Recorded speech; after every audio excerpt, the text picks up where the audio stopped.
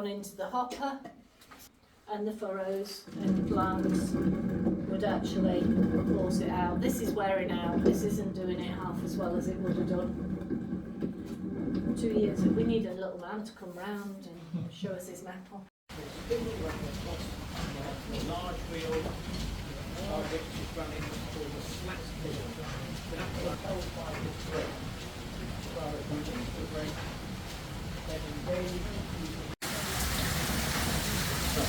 On the top, this is what it really drives it round. We've then got the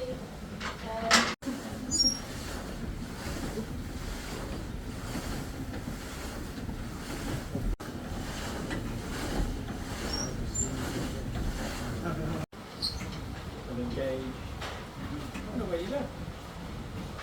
And of course you can do quite fancy work on bandsaws. Lots of people still using bandsaws today, they're just not driven by water anymore.